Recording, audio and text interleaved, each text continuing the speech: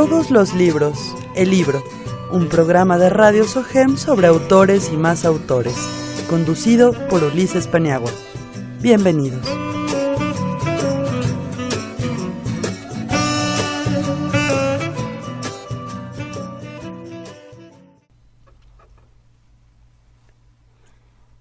Hola, ¿qué tal, querido Radio Escucha?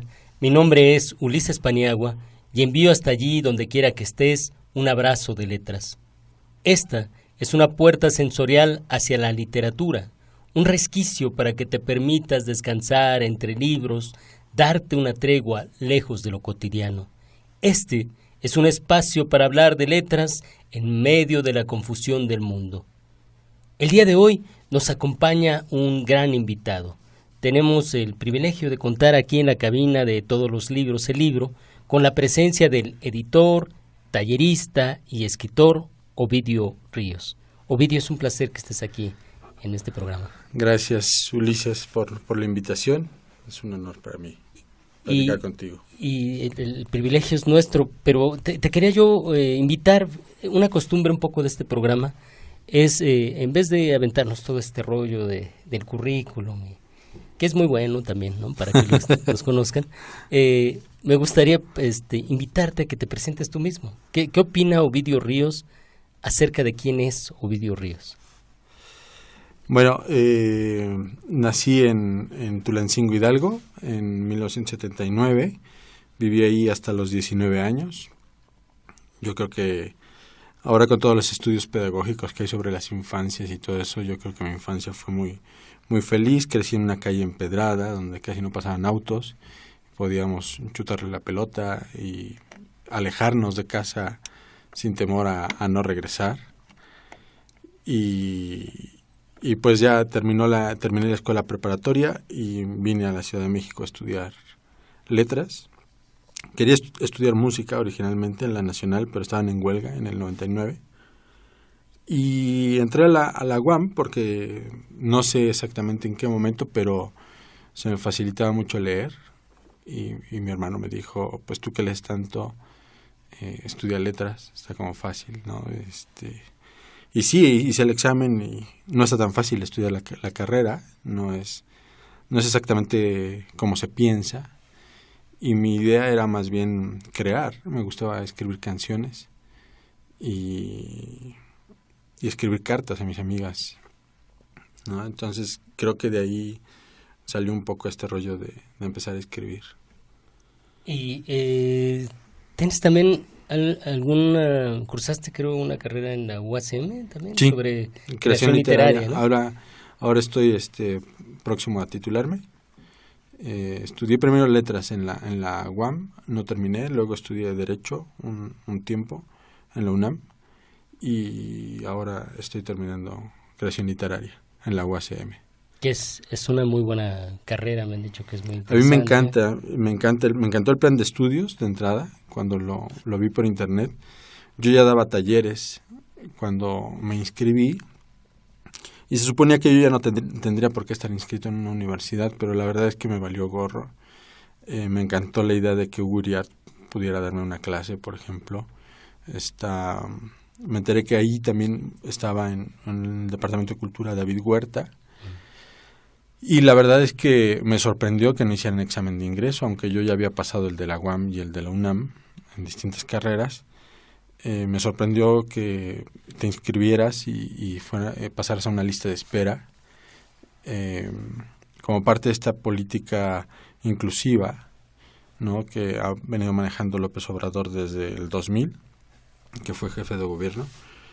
Y eso me facilitó el hecho de terminar por fin una carrera.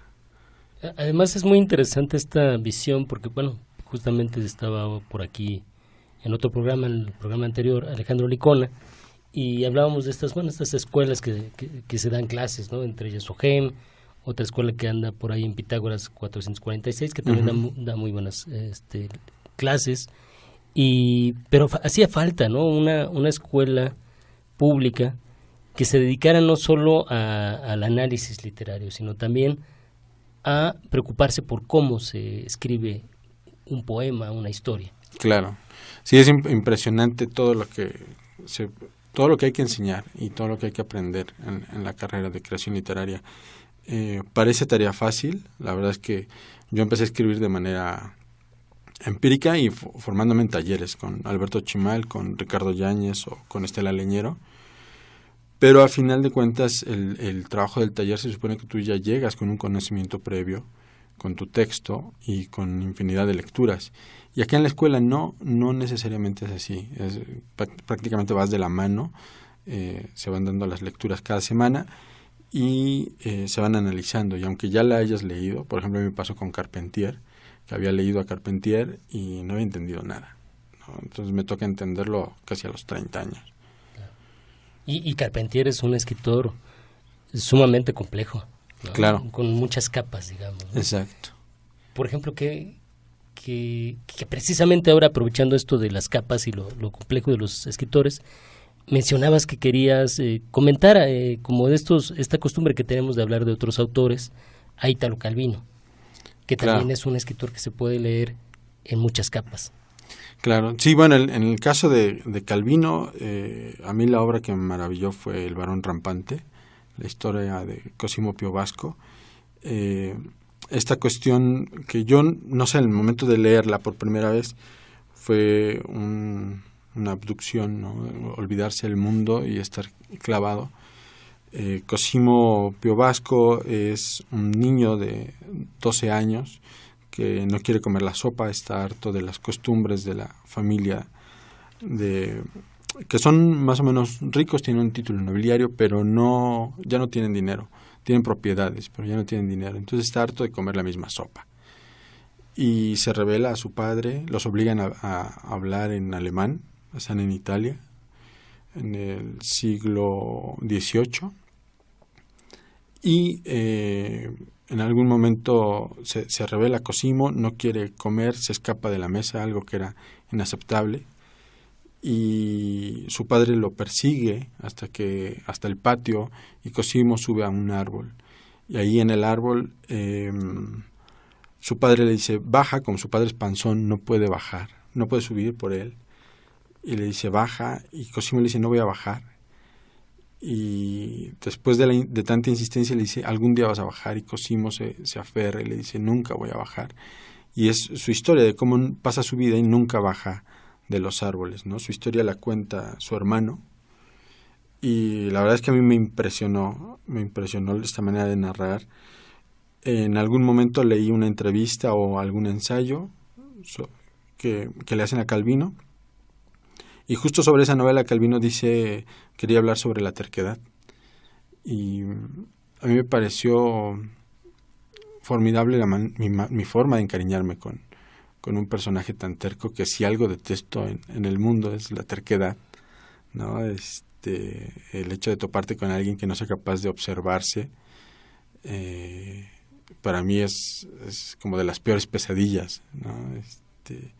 Date cuenta, ayer estábamos viendo el partido del Barcelona contra el Real Madrid, discutiendo si era penal o no era penal alguna jugada, y los del Madrid dicen que no y los del Barcelona que sí. Entonces me parece demasiado aferrarse, ¿no? Claro. En algo que es visto por los dos puntos. Sí, en ese penal específicamente, bueno, en ese penal que ya pasó hace mucho tiempo, porque sí. Es un programa grabado. Sí, es cierto. Se podrían haber marcado cualquiera de las dos cosas. A mí me parece que era y no era. O sea, claro. La verdad es un asunto muy ambiguo. Hay una frontera que divide mucho. Justo de perspectiva, ¿no? O sea, te enamoras de Cosimo porque te están contando su historia, ¿no? Pero te podrías entristecer si te la cuenta el padre. O la madre, ¿no? O sea, que es la parte fuerte. ¿No? De repente la relación que nosotros mismos tenemos en la vida real con nuestros padres, y que ellos pues no les toca de otra más que aceptar nuestras terquedades, nuestras necedades. Quiero ser escritor, y pues bueno, pues vas. pero también pareciera haber, a lo mejor inconscientemente, una metáfora, ¿no? De pronto, este niño que no quiere bajar al mundo, o sea, que prefiere quedarse. A mí me encantó, yo también, y la leí muy joven, también recuerdo haber leído esa novela como a los 15 años, 14 años, probablemente 13, tal vez tenía la edad de Cosimo, y me maravilló.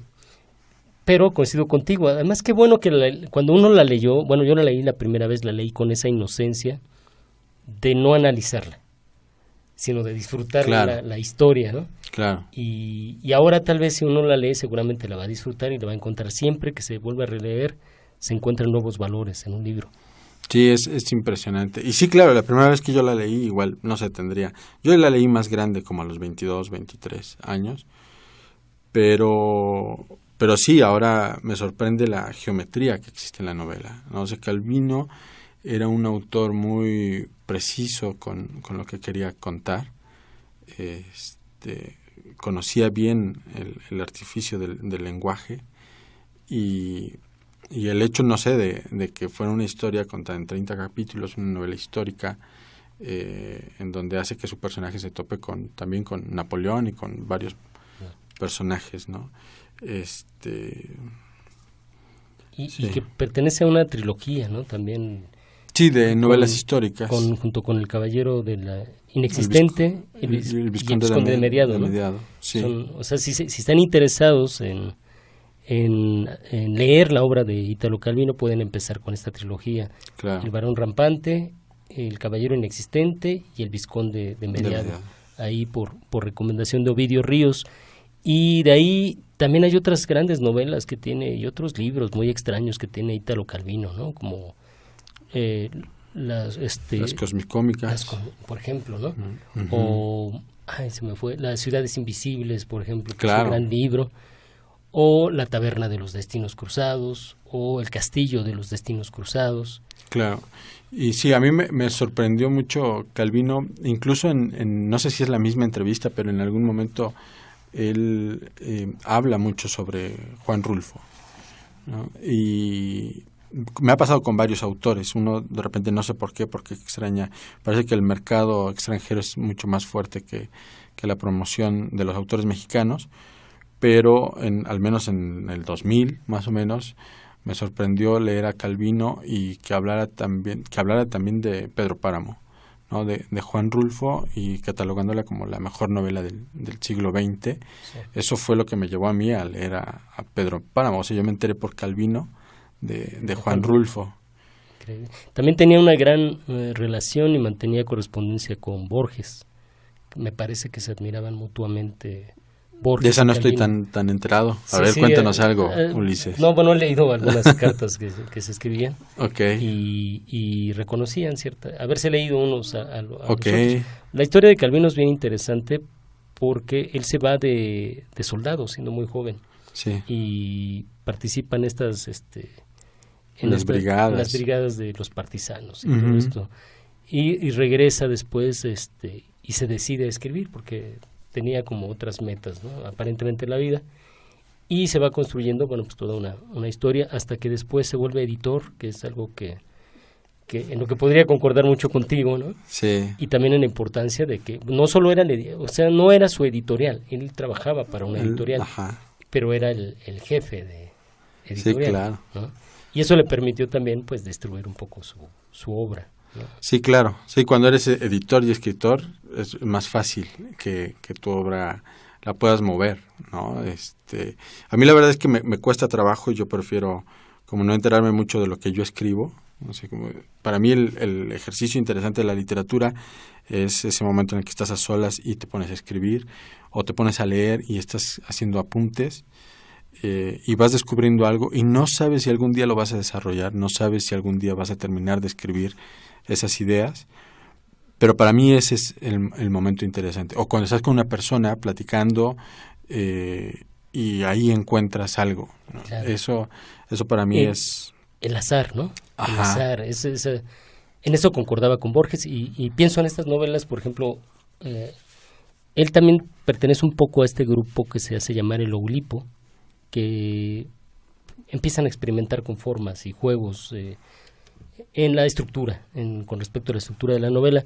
Y estas novelas, por ejemplo, La Taberna de los Destinos Cruzados, él solía jugar tarot. Él lo cuenta en algunas, y tiene incluso diagramas, he visto diagramas de sus novelas, donde él se pone a tirar el tarot y como tiró el tarot, empieza a mezclar las historias que pueden ir en forma horizontal, vertical o perpendicular. Ajá. Y se entrecruzan.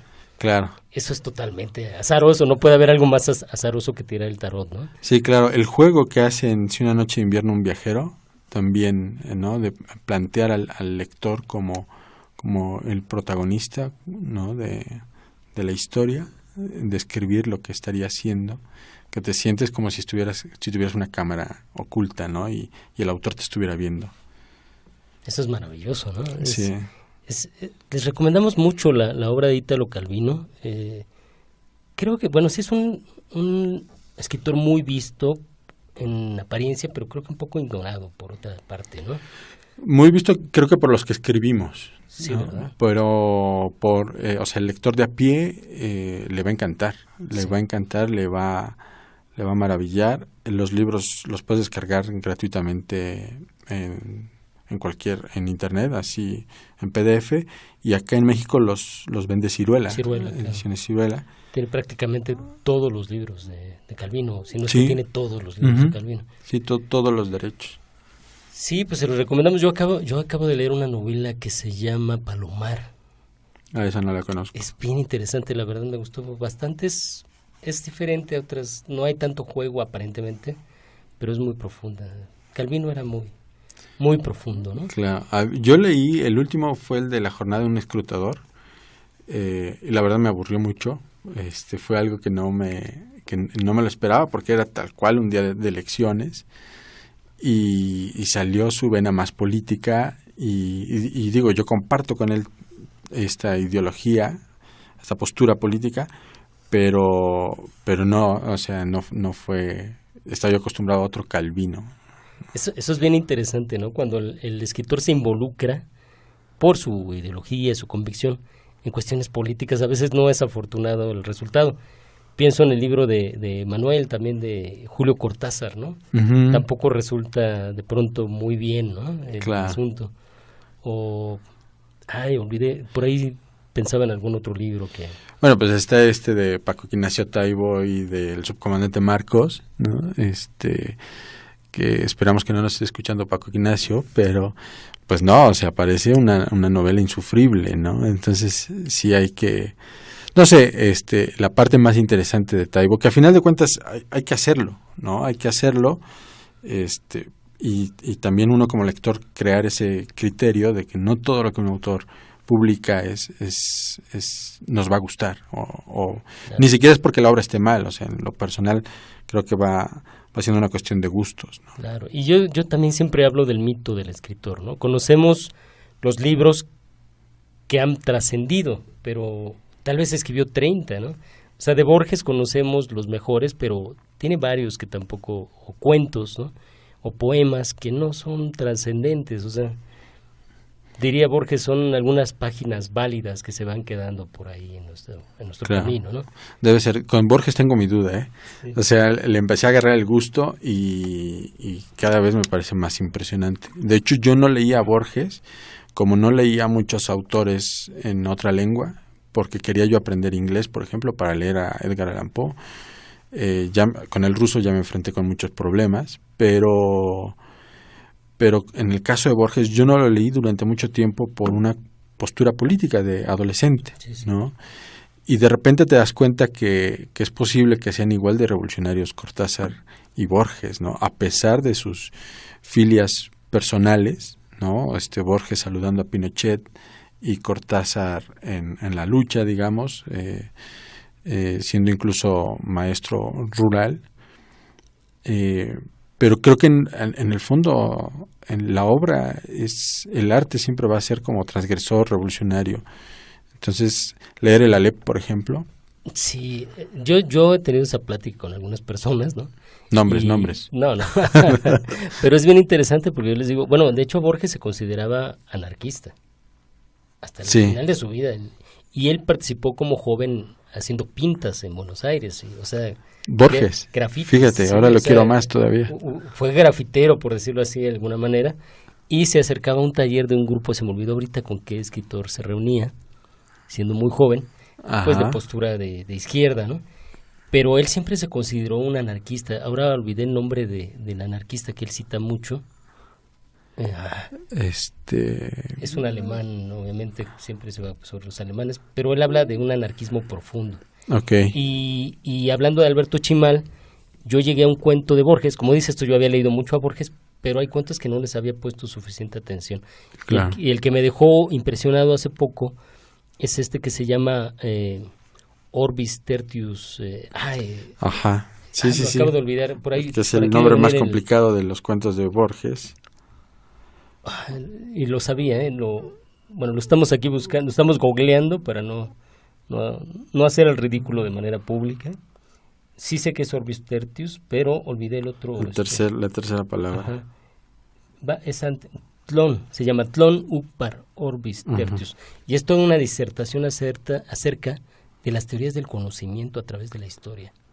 Si uno lo lee con atención, y Alberto Chimal mencionaba esa parte, cómo Borges empieza a elaborar una ficción acerca de todas las doctrinas, o bueno, no todas, pero varias doctrinas del pensamiento, ¿no? Desde el solipsismo, que es esta teoría donde se piensa que solo estamos soñando, que venimos aquí a vivir un sueño que no existe, el determinismo, ¿no? Que tiene que ver con que las cosas ya están dadas para que tú vayas hacia donde tienes que ir, y Borges empieza como pues no sé si a regodearse, a rebatir o no sé, todo esto. Y eso es regodearse, ¿no? Es burlarse del mismo oficio, de incluso de la existencia de los libros, por supuesto, ¿no? Como fuente de conocimiento real, verdadero. No puede haber nada más transgresor que eso, ¿no? Exacto, ¿no? Es como llegar a la raíz del conocimiento y cuestionarla. Exacto, ¿no? Cuestionar el lenguaje que es tan bien usado por Borges. Sí, aunque Borges, también, porque a mí me gusta mucho leerlo, encontré un libro de él, que son sus obras completas, y le encontré poemas donde él trata de volver a esta parte, ya viejo, a esta parte de los cuchilleros y las proezas de barrio. Cuando empieza él escribe Fervor de Buenos Aires, y vivía pues en un barrio donde también había asesinos y le intrigaban mucho, y siempre quiere escribir esta parte, y vuelve a eso ya viejo, pero parece que ni le pega ni le quedan muy bien los poemas, o sea, pero esos libros obviamente no los conocemos porque ya no, todavía el Fervor de Buenos Aires pues tuvo mucho éxito, además era un libro de juventud, pero estos ya no, ¿no? Entonces ahí es cuando yo hablo del mito, ¿no? Sí, claro, sí, pues siempre uno se puede quedar corto con la obra, ¿no? Uno puede, por esta necesidad también de ejercitarse, ¿no? De trabajar algo, y que a final de cuentas pues tienes algo y no sabes cómo va a ser recibido. Porque publicar es arriesgarse, ¿estás de acuerdo?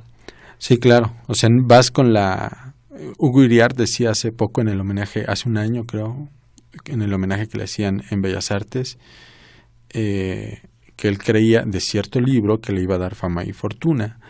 Y dice, pues ni una ni otra, ¿no? Porque fue un libro en el que se esmeró muchísimo y es impresionante. Hubo una lectura dramatizada de su obra y Iriart decía el premio, como decía Santa Teresa, el premio del trabajo está en el trabajo. No queda de otra más que apostarle, escribir todo el tiempo y a ver qué sale. Sí, y pues ya lo saben, la peor o la mejor amiga del escritor es la incertidumbre. Y bueno, pues estamos en este programa Todos los Libros, el libro, en una charla con el editor y escritor Ovidio Ríos. Y pues si quieren enterarse un poco más de estas entrevistas que se hacen en este programa, los invitamos en YouTube, en iVoox, están también, pueden descargar entrevistas que se han hecho a otros invitados que nos vienen a hablar aquí de poesía, de teatro, de cuento. Entonces les sugerimos buscarnos por ahí, y en Facebook está la página Todos los Libros, el libro. Y pueden también ahí buscarme a título personal como Ulises Paniagua Olivares 2, que es la página que está ahorita como disponible. Y bueno, pues seguimos aquí en esta plática de Todos los Libros, el libro con Ovidio, y pues ya cerrando este tema de Ítalo Calvino y hablando de los mitos, hay escritores que suelen, hablando de fútbol, Maradona decía que que un gran jugador podía tener partidos regulares y muy buenos y maravillosos, ¿no? Claro. Pero nunca malos partidos. Con Ítalo Calvino pasa un poco eso, ¿no? Puede ser que este libro te haya aburrido, pero en general toda su obra encuentras muchos golazos, vamos a decirlos, en términos futbolísticos, ¿no? Sí. Sí, la verdad es que es impresionante porque no estoy ni siquiera seguro de que este libro de la jornada de un escrutador sea realmente un mal libro. Llegó un momento en que ya no lo soporté. O sea, esto fue hace 3-4 años y como había leído sobre los derechos del lector, abandonar la lectura, dije, pues ahora con más razón no voy a acabar este de Calvino. Y pues me quedé con esa intriga, ¿no? De si iba a haber, si yo iba a encontrar algo que me pudiera sorprender. Pero pues llega un momento en que ya, digamos, no estoy tan viejo, pero ya no te puedes dar tanto el lujo, ¿no? De mantenerte en ciertas páginas que no te están atrapando, ¿no? Necesitas como un abrazo más fuerte del autor. Claro, pues se los recomendamos. Hay un cuento de Calvino, supongo que lo habrás leído, de una chica que se llama, bueno, el tipo creo que se llama A y ella se llama B, y se pelean, entonces A va a visitar a B, pero empieza a pensar que es complicado porque puede ser que B en ese momento esté viajando en la carretera, o que tal vez llegó C, ¿no?, a tratar de consolarla, ¿no? Mientras está no lo recuerdo, ¿eh? Es Igual fantástico, y sí, porque juega con todas las probabilidades matemáticas, ¿no? Como estas clases de probabilidad que nos daban, claro. pero a través de personas y de una relación. Sí, de las situaciones de los personajes. Es bien interesante esa época porque creo que en eso se parece a Borges. Les encantaba jugar a las probabilidades, ¿no? Claro. A las permutaciones. Sí, justo yo veo la literatura como una partida de ajedrez, ¿no? Es ahora en mis talleres lo que yo les planteo es que no hay una sola forma de decir las cosas, ¿no? Y la parte dolorosa es que tienes que optar por una, ¿no? Optas por una y pues a fuerza de ensayo y error, no sabemos cómo va a salir, pero lo tienes que hacer, ¿no? No, pues maravilloso. Pues Ovidio, si me lo permites, vamos a hacer una pequeña pausa para, hablando de estas cosas del azar, el universo, las permutaciones y lo cuántico, vamos a escuchar de este disco cuántico de un grupo de surf, buenos amigos, los Baby Dolls, la canción número 3 que está en este álbum que lleva el mismo título que ya dije. Vamos a escuchar la canción número 3.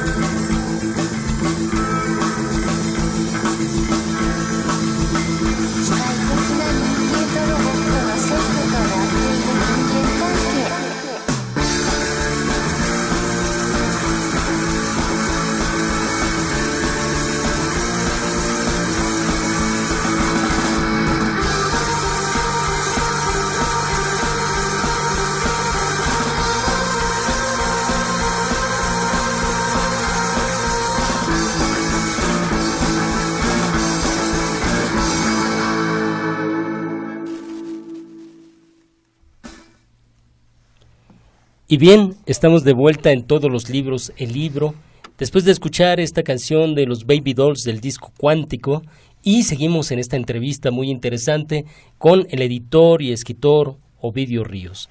Y ahora vamos a hablar un poco de su fase, de su otra fase, la cara oscura, así como Batman. Tiene la parte buena onda, que es de escritor, y la parte sombría, que es de editor, o viceversa, ¿no? Es al revés. Es al... Sí, creo que sí. Y esta editorial que se llama FA. FA nace en 2014. El nombre es por mi hija Fátima. Pensé en algo que fuera importante para mí, que me fuera a durar toda la vida. Y pues dije, pues el nombre de mi hija recortado. Y así es como surge la editorial.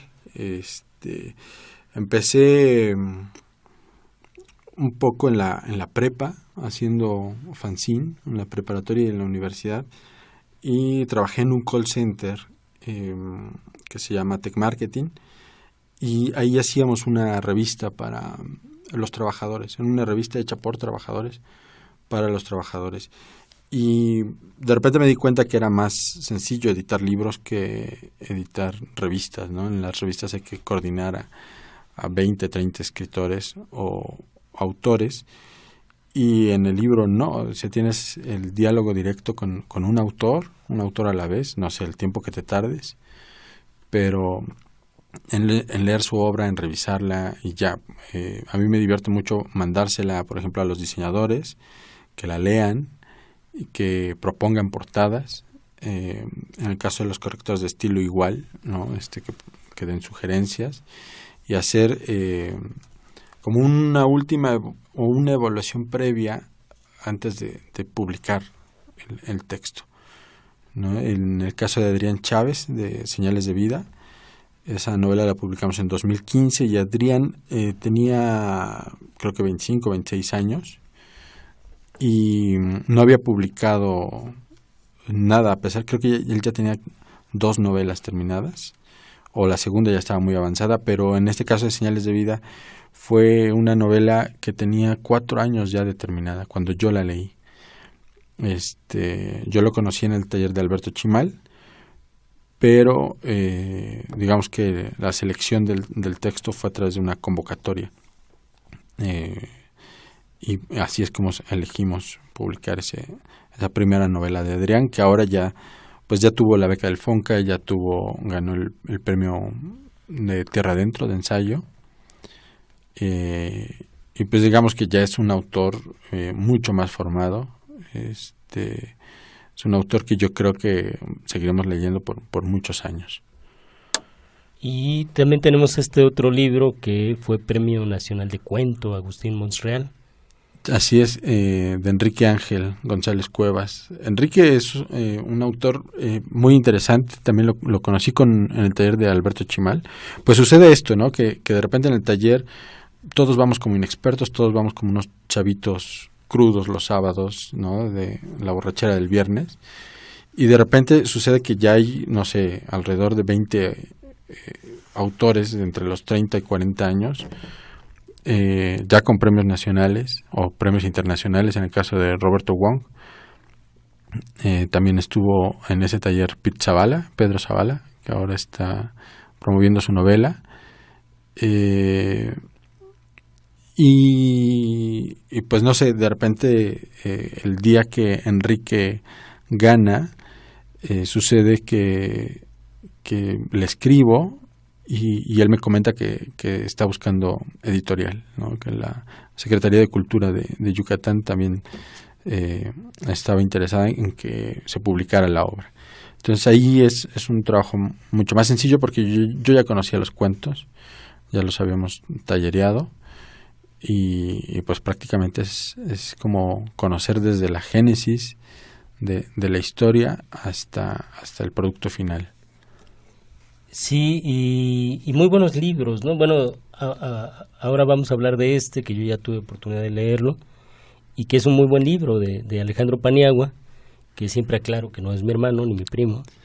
Un muy buen poeta, y este libro que se llama Tatuajes de un mexicano herido.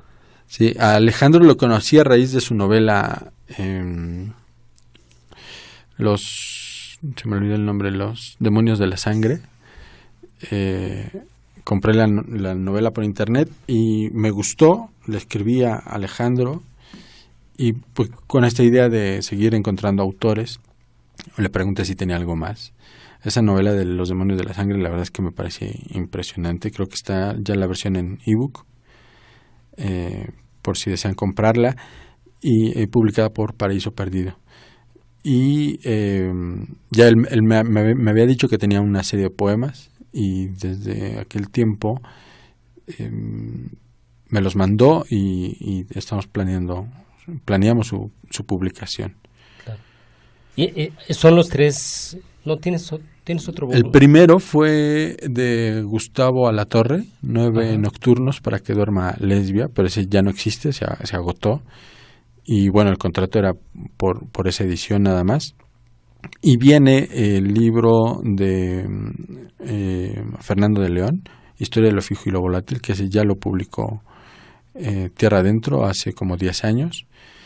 Y ahora nosotros queremos hacer la segunda edición. Es una edición donde viene la novela con unos breves correcciones, pero viene un ensayo del autor sobre cómo escribió la novela, cómo se le ocurre.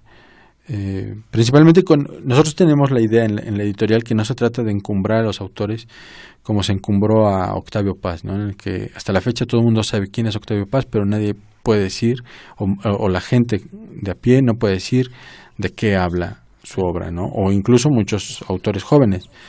Creo que lo que nosotros tratamos es de poner ciertos temas a discusión, ¿no? En el caso de Señales de Vida, por ejemplo, es el empleo precario, esta generación que parece como olvidada, ¿no? Que no tiene muchas esperanzas, que vamos a estar endeudados toda la vida y sin departamentos, sin autos, sin nada, ¿no?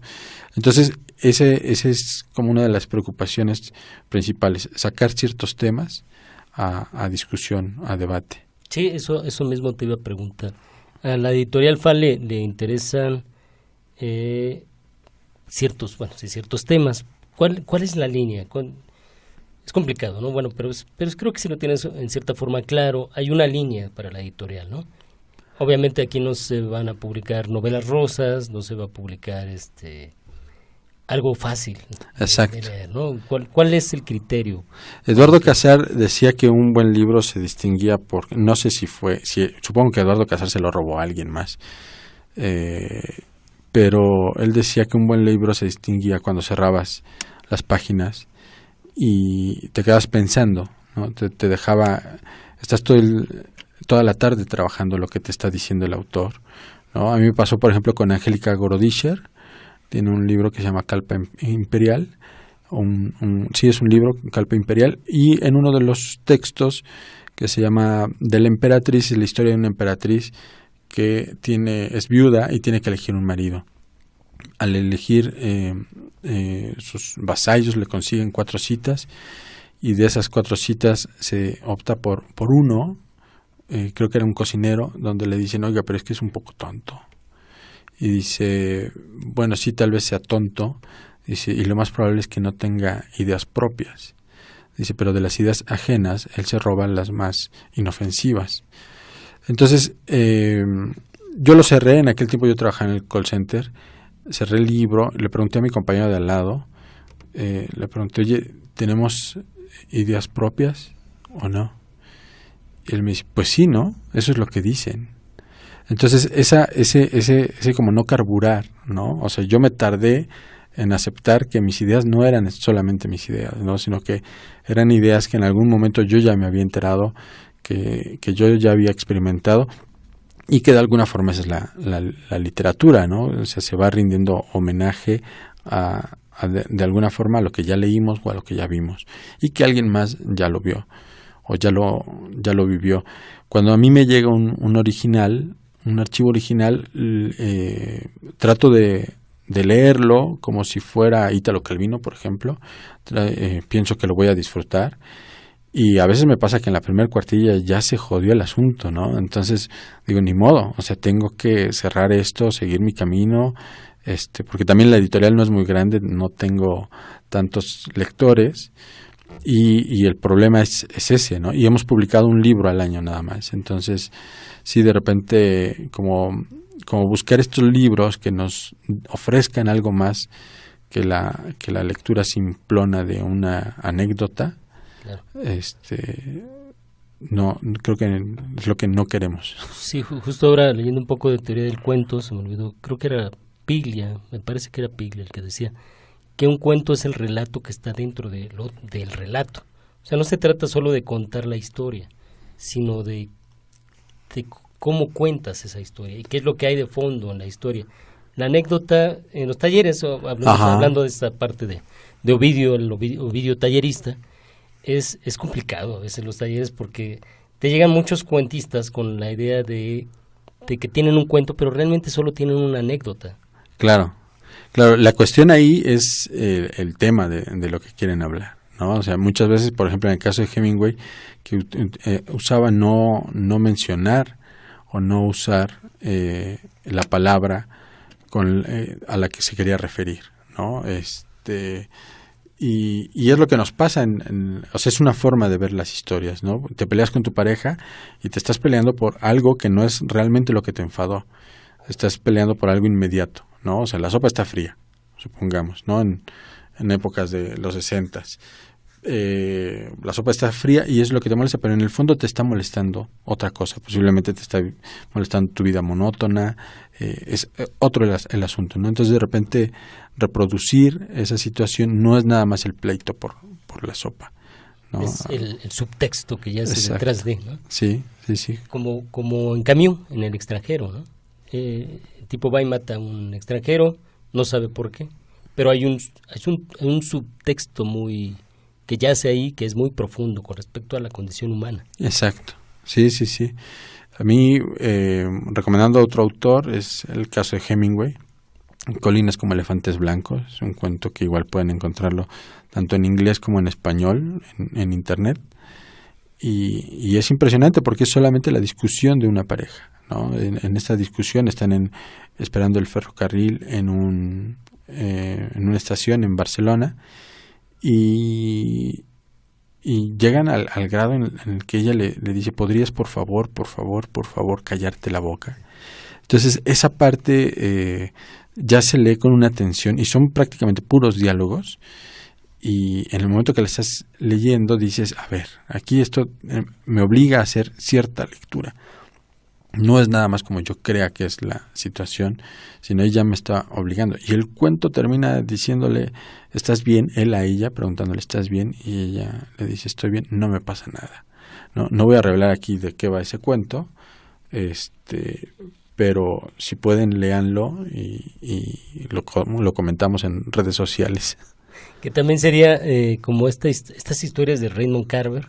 Yo descubrí a Raymond Carver por Guillermo Samperio.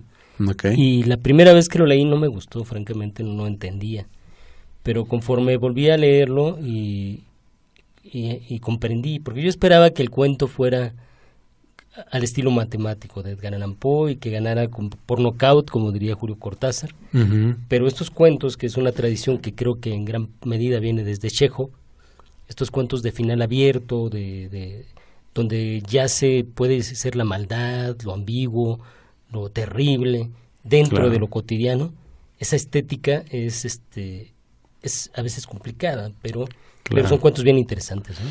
Claro, sí. Por ejemplo, en el caso de los talleres, pedirles a los talleristas que cuenten una historia donde no haya muertos, ¿no? Porque parece que todos los que vamos empezando a escribir necesitamos matar a alguien para que parezca interesante, ¿no?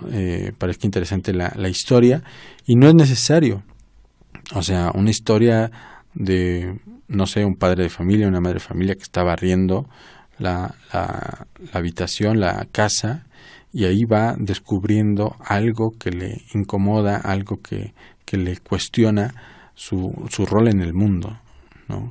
Que es justo lo que creo que hace el arte, ¿no? Claro.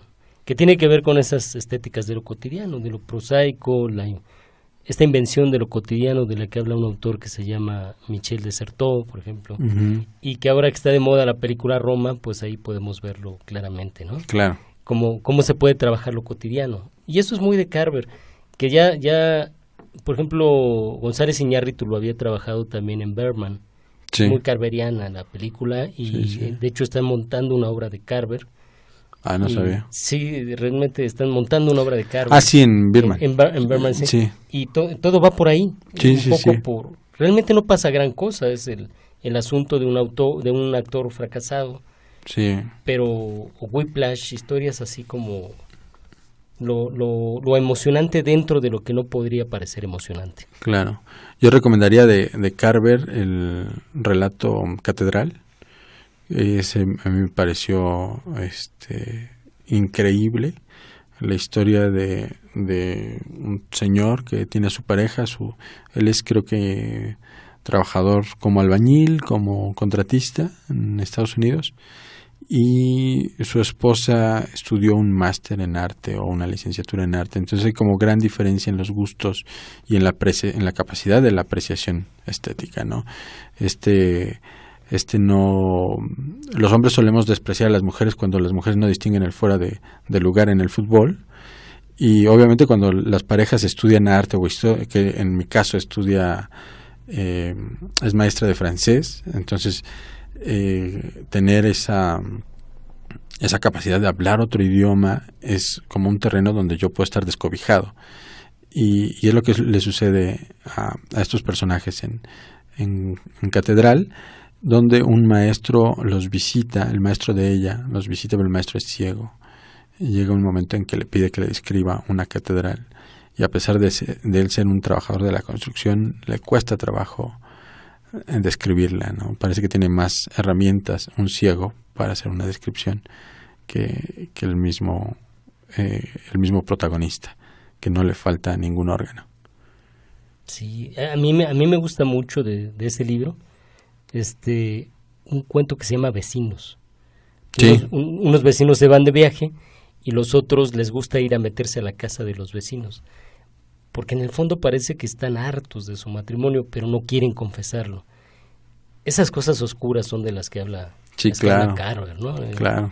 Y parece una tradición un poco, yo diría que viene un poco por ahí de ese cuento de Hemingway, creo que por ahí viene, un poco de William Faulkner, que sí es más específico para mostrarnos el mal, pero hay un mal ahí, una cosa muy diabólica en las costumbres, en el pueblo que nos muestra William Faulkner, y Yocapantanafagua, nunca puedo pronunciarlo bien, pero donde todos los personajes hay algo verdaderamente malvado dentro de la vida normal de los granjeros norteamericanos, ¿no?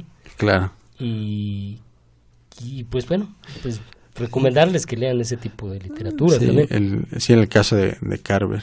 Y pues de México, ¿a quién recomendamos de México?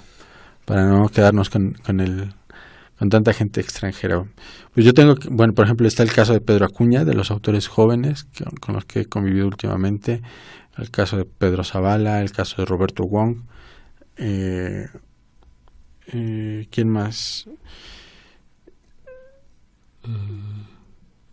Se me están yendo todo el mundo, pues, pero el caso, por ejemplo, de mujeres, Brenda Ríos, Nora Cruz. Sí, yo pensaría también por ejemplo, en Daniel Sada, ¿no? Ya autores un poco más. El mismo Juan Rulfo, de pronto tiene unas cosas brutales dentro de lo que parece no tan brutal, ¿no? Sí, yo pensaba más bien de los recientes, de los ¿no? recientes. Como de los Claro. autores que ahorita están en promoción. Claro, Daniel Sada, Rulfo, son como los Arriola, ¿no? Son los imprescindibles. Sí, no, pues tú dinos, ¿no? Yo no me atrevo a dar nombres porque es difícil vivir la época y construir, para mí, opiniones, ¿verdad? Pero es mi... No, yo la verdad es que estoy maravillado. Para mí, por ejemplo, conocer la obra de Alberto Chimal fue como una esperanza sobre la literatura mexicana, ¿no? Sí había leído a Fuentes, por ejemplo, pero no me maravillaba, ¿no? Posiblemente no tenía yo todos los recursos para comprender Aura, que sí creo yo que la comprendí y todo ese rollo, pero no fue un knockout ni nada por el estilo. Y cuando me topo con Estos son los días, publicado por Era, para mí fue un gran hallazgo conocerlo a él y luego tomar el taller y conocer autores, por ejemplo, como Kim Fupz Aakeson, un autor danés, que tiene un cuento magnífico que lo pueden encontrar en el sitio de Alberto Chimal, en las historias, que se llama El Cuento.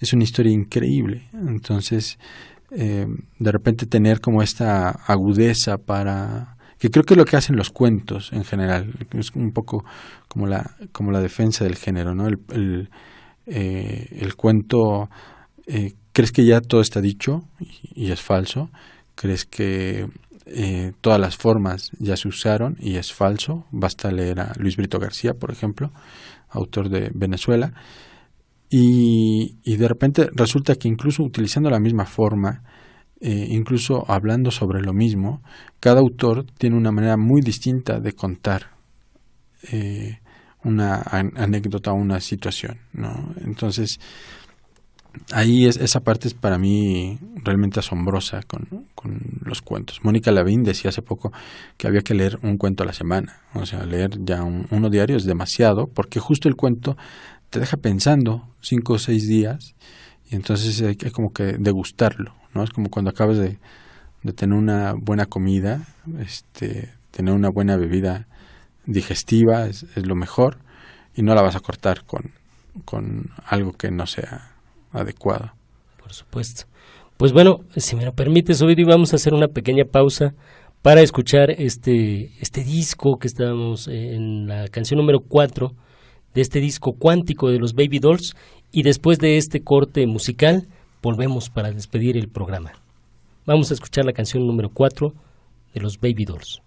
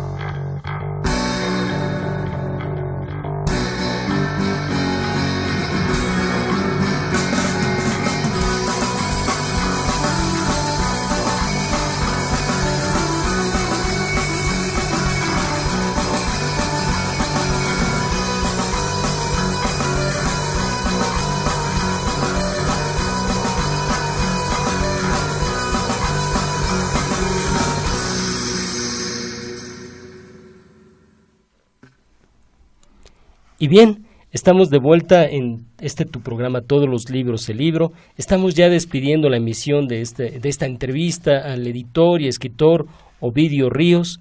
Y bueno, no nos podemos ir sin antes escuchar uno de sus cuentos. Hogar. Se puso a inflar globos blancos y azules para simular el cielo. El departamento quedó con el espacio justo para una persona. Cuando ella llegó de su trabajo, él no pudo recibirla, ya que al acercarse, ella quedaba o fuera del departamento o pegada al techo. Cuando ella entró a la cocina, él tenía que estar en el baño. Sic. La noche los descubrió en el intento de acercarse uno al otro. Ella desarmó su reloj y con la manecilla de las horas empezó a tronar los globos. Él, al darse cuenta, guardó silencio y esperó a que se despejara la puerta para poder hacer su maleta e irse. Pues ahí lo tienen, un cuento de Ovidio Ríos, que también es editor de FA. Y bueno, pues ya para irnos despidiendo, Ovidio, nos comentas que hay aquí unos libros que quieres regalar.